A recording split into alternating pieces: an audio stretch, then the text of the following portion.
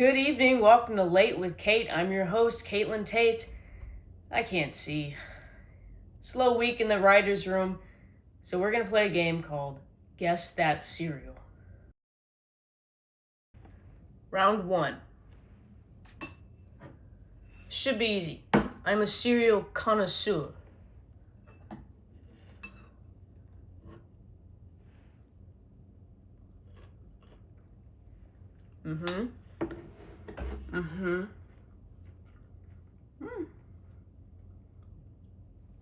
I'm getting hints of cereal. This one's really easy. This is Cinnamon Toast Crunch. I'm 100% positive. Yeah. They let me do anything on this show, so long as it kills time, they say. Round 2. I'm feeling pretty good. I think I know my basic shapes. Those are squares. We'll find out what these ones are.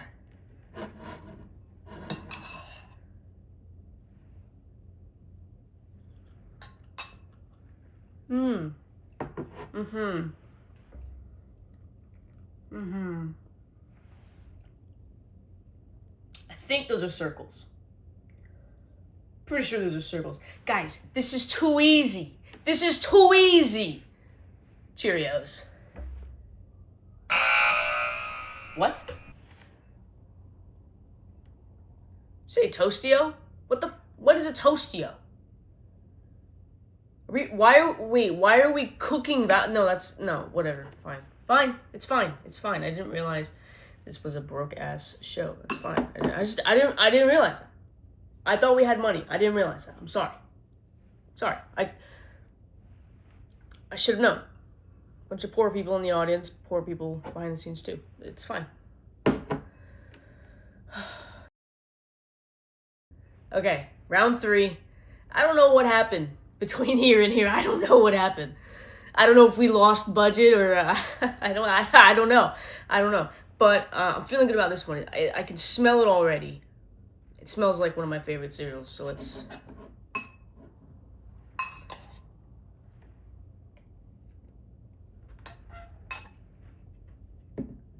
Oh yeah.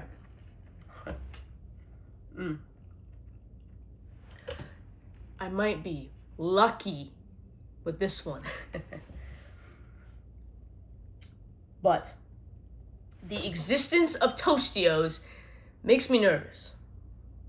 Because I'm going to hope Toastios is right here. You can't tell. It doesn't matter. Toastios existing implies other things do too. That's science. Write it down. I hope I'm looking at the camera. The fact that we have and could afford Cinnamon Toast Crunch means that we can also maybe afford actual name brand cereal for the other 3. Yet we didn't. So, I have to assume that the show doesn't make any money. So, I have to assume that we're poor. So, what synonyms are there for Lucky Charms? Charms, I think of trinkets, I think of treasure's a good one. What a lucky.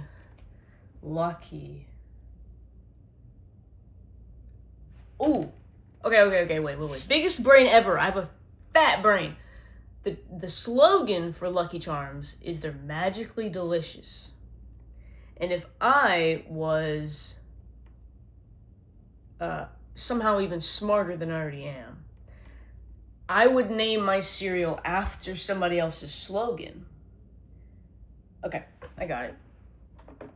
When did the phone get here? I forgot what I was going to say.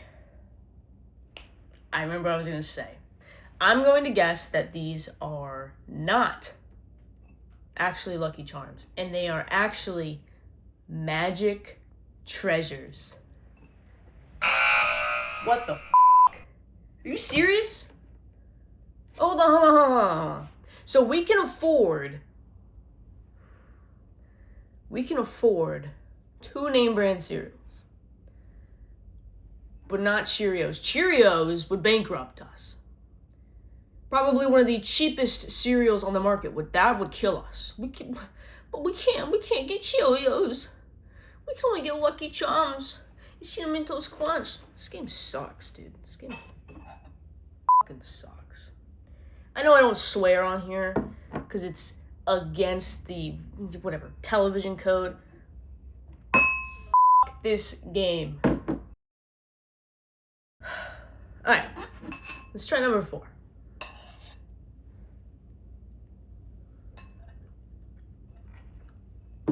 Okay.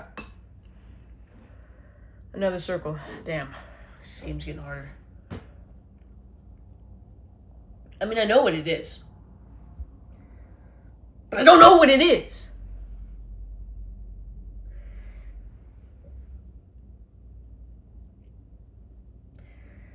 If I were a madman, because I'm not, would I have 2 regular cereals, 2 name brand cereals, and 2 non-name brand? That is the question. Or would I have 3 name brand and 1 non-name brand? That makes more sense. But we don't make sense on this show. We're not monetized.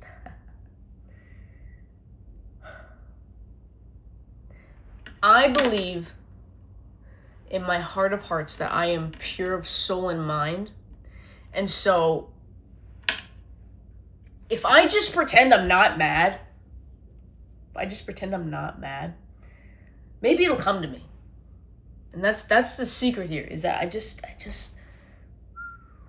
can't whistle. I just need to level out, baby. Just need to chill out. These are...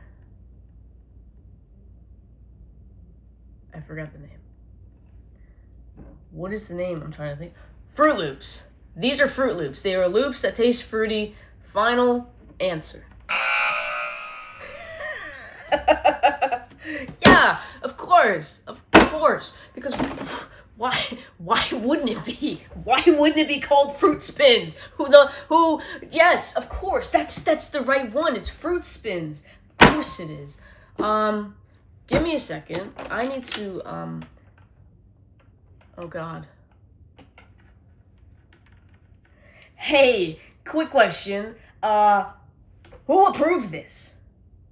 This is poison to the youth. I need to speak to a producer. This is ridiculous. No, because what do you mean Fruit Spins? Okay, I can handle Magic or Lucky Charms and Toastios, whatever that even means, and Cinnamon Toast Crunch. But you're gonna give me Fruit Spins? Dude, no, because here's the thing. That genuinely sounds like I'm having diarrhea from a random berry I ate. Oh, I got the Fruit Spins. I gotta take some meth for it. No! Look. If you don't tell me which writer on the staff put the...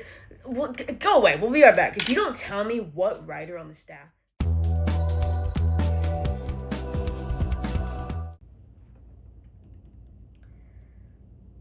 Welcome back. Folks, I love education. You might not believe me based on what just happened, but I do hold a degree from an accredited university, and I value education. I really do, and I think that younger generations take it for granted. So, with all my knowledge and brain power, I've invited some guests and some viewers of past to ask me questions, and I've got some. And if you would like to give me questions or even criticize me, send me a little voicemail at latewithkateyt@gmail.com. I'm never going to reply to you, but you might be featured on the show. Like this. How do archaeological artifacts and ruins end up underground? What are Anglo-Saxons? Who were the Jacobites? Okay, I can answer all 3 of those very, very simply. So, the reason things end up underground is because it's cold. Does that make sense? I mean, it's cold. We want to be cold. We don't like being hot. The Earth is 7,000 years old. It was hot at one point. Now it's cooling down. But it wasn't, we had to find the coolness. We weren't just given a cool planet, bro. We had to make it. So yeah, archaeological dig sites are underground because it's cooler there. Don't let the word dig site, which is like BS postmodernism garbage, don't let that word throw you off, okay? There's no digging involved in a dig site. It's quite literally just peeling a bit of rock back and saying, oh, look, a cup from, ancient Greece or whatever. It also can end up underground, not just for storage purposes, but, have you ever been to, like, a movie theater and you, like, spill popcorn? And or you drop your phone and it gets kind of just at the right angle and it's just under the seat. That's what happens with some of these things.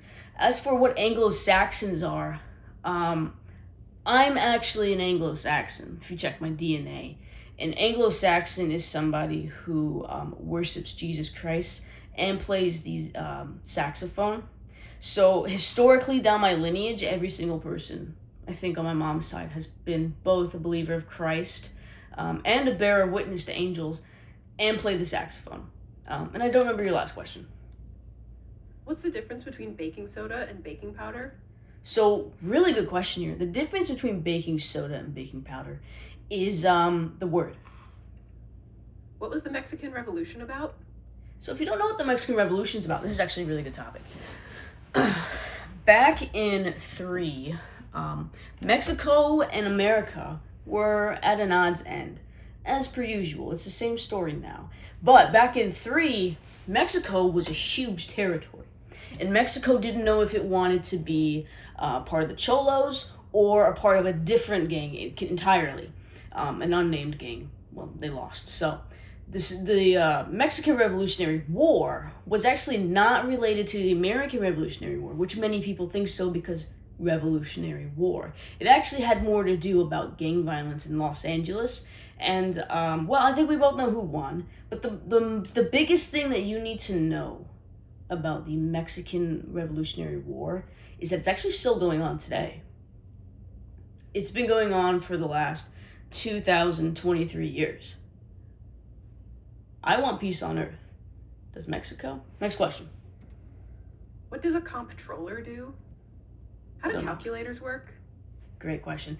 I don't know what a comptroller is. What does comp mean? Compromise, compost. Don't know, don't care. So how a calculator works is basically there is a tiny little motorbike outside my window right now. Okay, so there is a tiny little guy inside the calculator, the little machine. And what he does is when you press a button on it, right? So you say I'm pressing 1. He actually sees from his side a light glow that says, hey, put 1 in for me. So you're not actually putting 1 in, which is, a little crazy to think about. But so every time you go 1 plus 1 equals 2, he's actually doing the math himself. He's like a genius, and this is his job. He's been given $12 billion to his family if he does this for the rest of his life.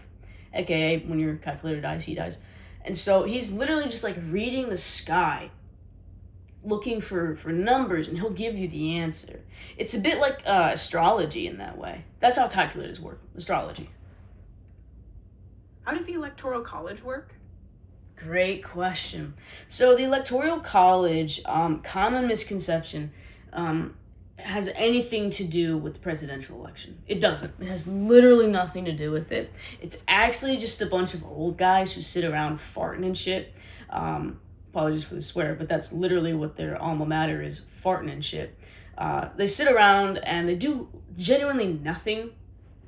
They just talk about electrons a lot, and they all boast about how they're from Ivy League colleges. It's just not really, I don't know what that has to do with the election. A lot of people get it confused with being the system wherein the president is elected. No. Nothing to do with that. Completely separate. Hopefully those questions work. All right, those questions were great. I love questions. Please send me more questions. I just want to hear them, and I want to educate you, and I am super smart. I'm the smartest person you'll ever find on YouTube. And I mean that. All right, take a break. We'll be right back.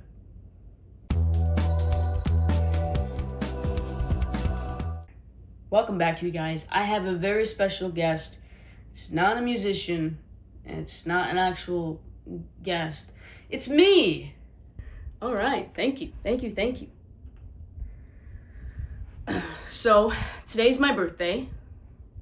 It's not really, but I want to talk about the time I almost died on my birthday.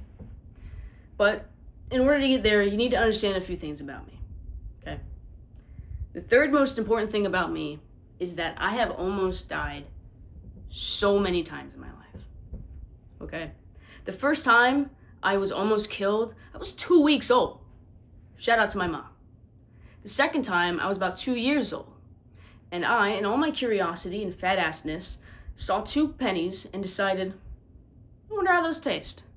I want those inside me. So I gave them a taste, and I put them inside me. The third time I almost died was my mother, realizing I wanted a taste, and I put 2 pennies inside me. So she put 2 fingers down my throat and got them out. So she says. I swear to God, if you get me at the right angle, you can hear them jiggling in there. Piggy bank. The second most important thing you need to know about me is I am a car magnet. Okay, and I mean that. I could be in the middle of bump nowhere, and a Toyota will just, RAV4 will just come up behind me in 2 inches from my right, just, they're threatening me every day of my life. And once, I've almost died a lot. I've only ever been tapped once, and I'm very excited about that, because the time I was tapped was entirely my fault. It really was. So, I handled it like a real mature adult. I skipped away. I literally started skipping away, and I wanted nothing to do with that person. My friends stayed back and figured it all out. The third, and this is so embarrassing, probably the third time I got hit by a car, I actually hit the car. Let me explain this to you. Because being hit by a car and hitting a car, 2 entirely different things. 2 entirely different things. Because I wasn't driving when I hit a car. I didn't just accidentally bump into Susie's bumper and say, oh, sorry. Tight space. What are you gonna do? No, I was, and I'm so sorry to the community I'm about to just rip apart. I was biking. I'm a biker. Sorry, grew up in a village. We bike. And I wasn't even biking on the main road. I grew up by a highway. I wasn't even on there. I wasn't even biking in a back road.